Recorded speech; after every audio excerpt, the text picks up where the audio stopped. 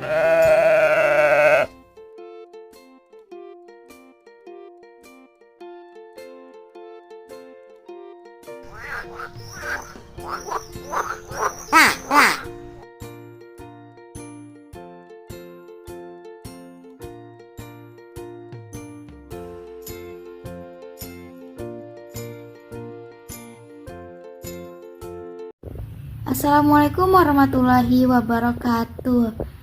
Berdasarkan video yang sudah dipaparkan, saya akan memberikan penjelasan lebih mendalam mengenai video tersebut. Kira-kira video tersebut membahas apa ya? Oke, baik, di sini saya akan menjelaskan bahan ajar materi perbandingan fase D. Jadi bahan ajar ini cocok untuk kelas 7, 8, 9 tingkat sekolah menengah pertama. Peta konsep pada perbandingan ini adalah yang pertama kita harus mengetahui apa itu perbandingan, terus kedua kita akan membahas perbandingan senilai, dan selanjutnya adalah perbandingan berbalik nilai.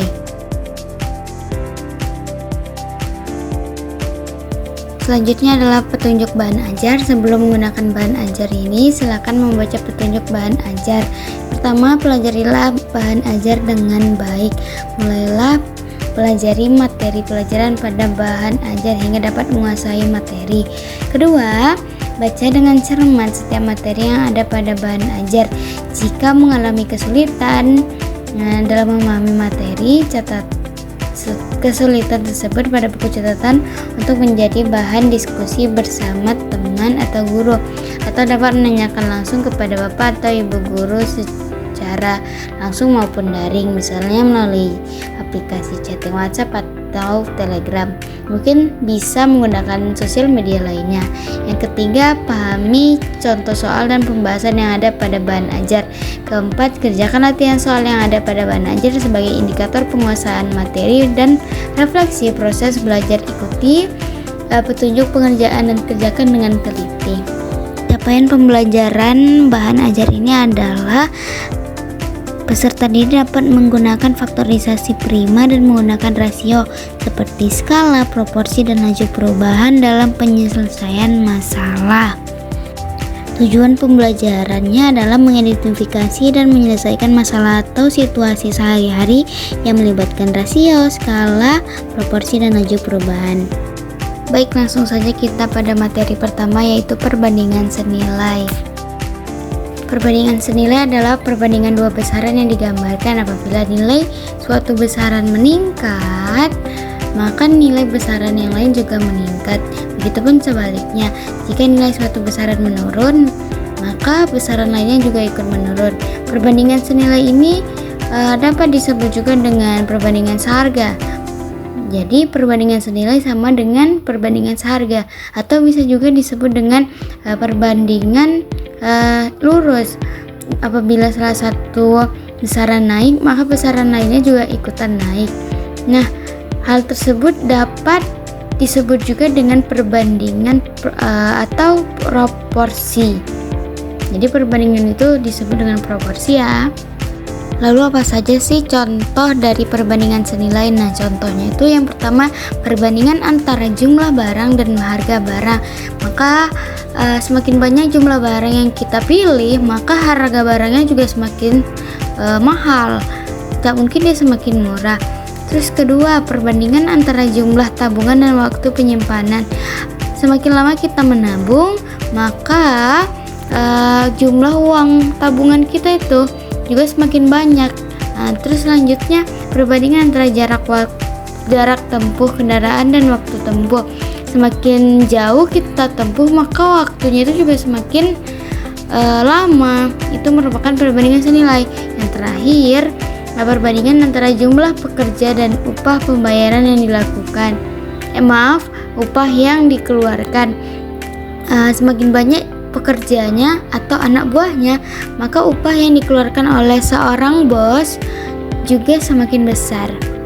Contoh lainnya yaitu semakin jauh jarak tempuh oleh seseorang, maka kendaraan itu juga butuh banyak bensin, lebih banyak gitu.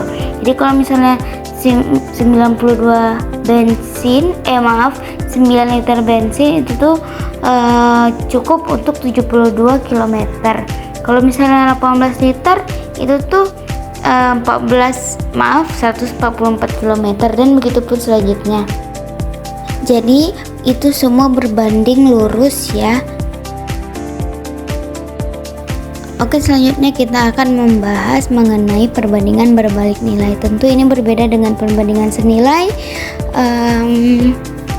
Perbandingan berbalik nilai ini adalah suatu bentuk perbandingannya apabila salah satu besaran yang diperbandingkan nilainya bertambah, maka besaran lainnya memiliki nilai yang semakin kecil. Nah, itu berbanding terbaliknya. Kalau semakin besar dia, maka besaran lainnya itu kecil. Nah, begitu sebaliknya, kalau semakin kecil suatu besaran perbandingan, maka besaran lainnya itu semakin besar. Jadi perlu diperhatikan yang mana perbandingan senilai dan yang mana perbandingan berbalik nilai. Tentu teman-teman semua harus menguasai besaran mana sih yang naik, mana besaran mana yang turun. Itu tergantung soal dari perbandingan senilai atau berbalik nilai. Pembahasan selanjutnya adalah mengenai grafik perbandingan. Grafik perbandingan senilai itu tuh grafiknya tuh lurus ke atas, jadi semakin kecil angkanya, maka besaran lainnya itu juga semakin kecil. Begitupun sebaliknya, kalau misalnya semakin besar suatu besaran yang lain, yang satu, maka besaran lainnya juga semakin besar, jadi kayak naik dia menanjak. Nah, perbandingan tersebut misalnya kita gunakan untuk banyaknya bensin yang digunakan dengan jarak tempuh. Berbeda halnya dengan perbandingan berbalik nilai. Nah, itu adalah contoh perbandingan antara banyak anak dan banyak permen yang diterima anak. Semakin sedikit anaknya, maka permainan yang didapat setiap anak itu semakin banyak. Maka grafiknya itu menurun dari atas ke bawah. Kalau misalnya senilai itu dari bawah ke atas. Itu merupakan perbandingan berbalik nilai dan perbandingan senilai. Jadi teman-teman harus berhati-hati jika menjawab pertanyaan mengenai perbandingan senilai dan perbandingan berbalik nilai. Selanjutnya adalah mengenai persamaan dalam bentuk perbandingan. Nah, tentu persamaan ini digunakan untuk menjawab pertanyaan dari perbandingan senilai dan perbandingan berbalik nilai. Nah, perbandingan senilai itu sebelah kiri itu adalah besaran X1 dan X2, sedangkan sebelah kanan itu Y1 per Y2. itu untuk menyelesaikan persamaan atau soal dari perbandingan senilai. Bagaimana dengan perbandingan berbalik nilai? Maka Y2 nya duluan yang terletak di atas, sedangkan Y1 nya itu terletak di bawah. Itu berlaku untuk pokoknya mereka tidak sejajar antara X1 dengan Y1, itu untuk perbandingan berbalik nilai. Nah, jadi teman-teman harus mengetahui dan memahami ini soalnya tipe perbandingan senilai atau berbalik nilai, baru teman-teman menggunakan rumus ini. Sebelum lanjut, saya akan memberikan video mengenai perbandingan berbalik nilai.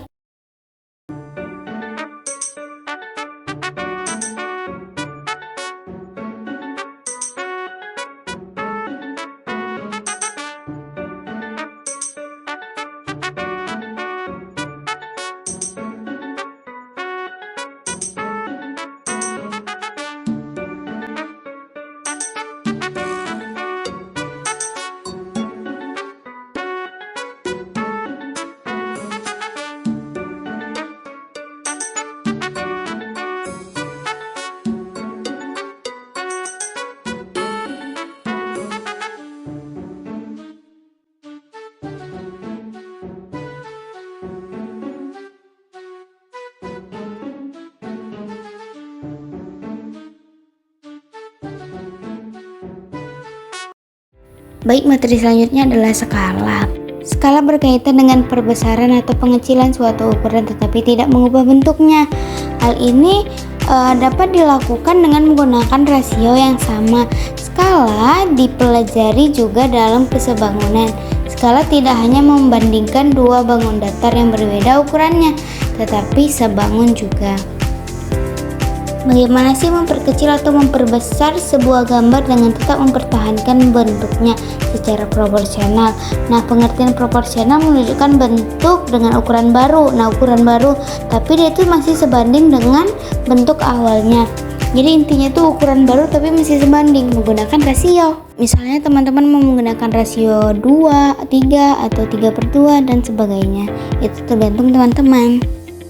Lalu bagaimana jika teman-teman mau menggunakan rasio ekuivalen menggunakan agar menjadikan bentuk tersebut proporsional. Nah, misalnya teman-teman mau memperbesar dengan 2 kali lipat, maka panjangnya akan menjadi 32 cm dan lebarnya menjadi 24 cm.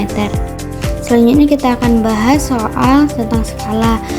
Misalnya skala suatu peta itu 1 banding 1.500.000. Nah, jika jarak kota A ke kota B pada peta 6 cm, tentukan jarak A ke B itu dalam jarak sebenarnya. Nah, itu tinggal dikalikan.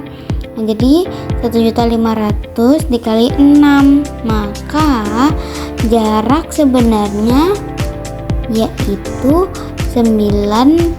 90 juta atau 90 km. Selanjutnya materinya adalah laju perubahan satuan. Misalnya memerlukan laju perubahan satuan sehingga dapat menentukan suatu pilihan dari berbagai pilihan yang ada. Ketika teman-teman ingin membuat suatu coklat, maka susu coklat, maka mencampurkan bubuk coklat itu dengan susu.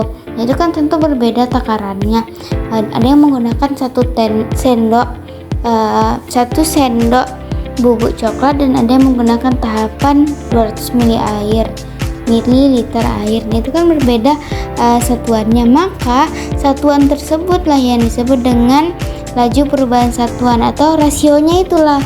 Karena yang satu rasionya itu mililiter, yang kedua adalah 1 sendok, takaran sendok gitu. Jadi itu merupakan laju perubahan satuan. Misalnya ada contoh nih 4 botol susu coklat. Nah, itu merupakan campuran antara susu dan bubuk coklat. Nah, yang A itu adalah 100 ml dicampurkan dengan 4 sendok takar bubuk coklat. Nah, jadi rasionya itu 100 ml banding 4 sendok takar bubuk coklat. Jangan lupa disebut dengan satuannya karena ini satuannya berbeda. Jadi begitu juga cara menjawab untuk nomor botol B, botol C, dan botol D. Lalu selanjutnya kita akan membahas latihan soal perbandingan. Nah, kita akan bahas soal skala dan perbandingan senilai. Nah, ini yang pertama adalah perbandingan senilai. Jika untuk membuat 60 pasang sepatu dibutuhkan 24 hari, maka untuk membuat 75 pasang sepatu dibutuhkan berapa hari? Nah, teman-teman bisa lihat kalau misalnya semakin banyak sepatu yang yang dipasang, maka waktu yang dibutuhkan juga semakin banyak. Jadi kan semakin lama kita mengerjakan atau memasang sepatu tersebut. Maka caranya adalah ini cocok untuk perbandingan senilai, yaitu 60/75 sama dengan 24/X. 60 sama 70 ini merupakan satu besaran, sedangkan besaran sebelahnya itu juga akan naik karena dia kan perbandingan senilai. Jadi waktu yang dibutuhkan adalah 75 kali 24 dibagi dengan 60. Hasilnya adalah 30. Jadi waktu yang dibutuhkan adalah 30 hari. Selanjutnya adalah soal pada skala ya. Nah, jika tertera skalanya itu 1:300.000, maka jarak pada peta jika jaraknya itu adalah 100 km pada jarak sebenarnya itu adalah, yaitu caranya dengan 10 km itu dibagi dengan 300.000. 100 km itu adalah 10 juta dibagi dengan 300.000, maka X nya itu sama dengan 3,3 cm. Kita ubah deh 100 km menjadi senti.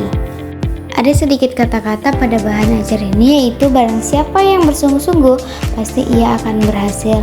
Nah, selanjutnya sesungguhnya Di setiap kesulitan pasti ada kemudahan. Itu adalah Quran surah Al-Insyirah ayat 5-6. Dengan ini diharapkan teman-teman dapat belajar bersungguh-sungguh dan menganggap semua kesulitan itu pasti ada kemudahan. Mungkin itu saja yang dapat saya sampaikan. Apabila ada kesalahan mohon maaf. Wassalamualaikum warahmatullahi wabarakatuh.